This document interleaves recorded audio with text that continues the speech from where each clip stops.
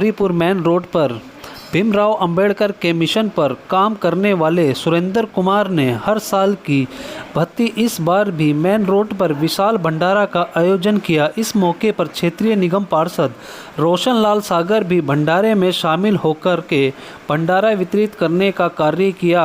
तो वहीं इस मौके पर सुरेंद्र कुमार ने बताया कि उनकी 2 बेटियां हैं जो अपनी कमाई का 20% हिस्सा डॉक्टर भीमराव अंबेडकर के काम के योगदान के लिए दान करती हैं। ये बाबा साहब भीमराव अंबेडकर की 132वीं जयंती मना रहे हैं और पूरी दुनिया में एक ही ऐसे महापुरुष हैं जिनकी जयंती पूरे महीने मनाई जाती है। मतलब इससे बहुत सारे महापुरुष हुए जिनकी जयंती मनती है, परंतु वो एक दिन मनती है। तो बाबा साहब भीमराव अंबेडकर की जयंती पूरा महीने मनाई जाती है, बल्कि वो मई महीने तक भी चलती है, क्योंकि दुनिया को जो संदेश दिया बाबा साहब ने वो अद्भुत है। उन्होंने जो बेजुबान लोग थे, जो दलित थे, जो पिछड़े थे, जो लोग अपने पैरों पर खड़े नहीं थे, उनको वो सब चीज़ दिया जो उनको चाहिए था। बाबा साहब ने आज मैं निगम पार्षद हूँ तो बाबा साहब की वजह से। मैं जिस गांव की पृष्ठभूमि से निकल कर आया हूँ, अगर बाबा साहब भीमराव अंबेडकर ना होते, आरक्षण ना होता, तो मुझे कोई वहाँ गांव का मेंबर भी नहीं बनाता। और ये मैं अपने लिए नहीं कह रहा, मैं आपके माध्यम से संदेश देना चाहता हूँ। जो हमारे विधायक हैं, हमारे मंत्री हैं, जो हमारे MP हैं, उनको भी ये बात नहीं भूलनी चाहिए जो मैं नहीं भूलता हूँ।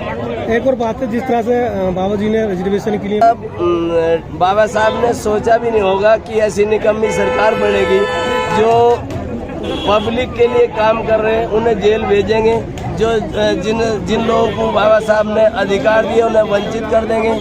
जहाँ प्राइवेटकरण हो जाता है वो एक लाला की नौकरी हो जाती है, उसमें कहीं आरक्षण है ही नहीं। जो ठेकेदारी प्रथा उसमें भी आरक्षण नहीं है। ये ठेकेदारी प्रथा भी खत्म होनी चाहिए। मैं किसी का भी उसमें पक्ष नहीं ले रहा, जहाँ भी ठेकेदारी प्रथा उसको खत्म करना चाहिए। आपका परिचय जानना चाहेंगे सर?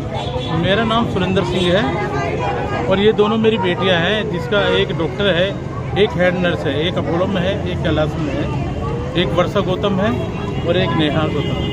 तो क्या मैसेज देंगे बच्चों के लिए, महिलाओं के लिए?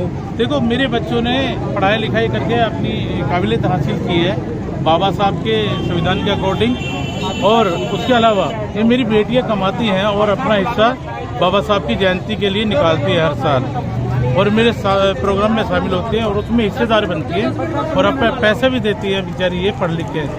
इनका ये है कि पापा जी अगर हम 100 रुपये कमाते हैं तो हम 20% बाबा साहब के लिए खर्चा करेंगे। 14 अप्रैल की क्यों कार्यक्रम किए जाते हैं? 14 अप्रैल का कार्यक्रम इसलिए किया जाता है कि जो आज संविधान के अकॉर्डिंग हम लोग आगे बढ़े हैं, बच्चों को पढ़ा लिखा रहे हैं, उन्होंने बाबा साहब ने हमारे लिए बहुत काबिलियत दिलवाई है, तो उसके लिए हम उनके शुक्रगुजार हैं। तो इसलिए हम जयंती मनाते हैं। ये हमारे लिए कुछ नहीं है, हम बाबा साहब के लिए अपनी जान भी दे सकते हैं। कोई बाबा साहब की अगर कोई विरोध करेगा तो उसका हम मुंह तोड़ जवाब भी दे सकते हैं। एक और सवाल था कि रिजर्वेशन के तहत तमाम निचले तबके के लोग, कमजोर लोग, समाजी और आर्थिक स्थिति ठीक हो गई, लेकिन आज सरकार और सबकी बात मानता को नहीं कर रहे हैं। देखो भाई, रिजर्वेशन की बात ऐसी है, रिजर्वेशन ने बाबा साहब ने कहा था कि रिजर्वेशन उसको मिलना चाहिए जिसको जरूरत है, और हम कहते हैं हमारे समाज में अब लोग इतने बहुत काबिल हो गए हैं जिनको रिजर्वेशन की जरूरत नहीं, वो भी रिजर्वेशन ले रहे हैं। मैंने तो कभी रिजर्वेशन लिया नहीं बाबा साहब का।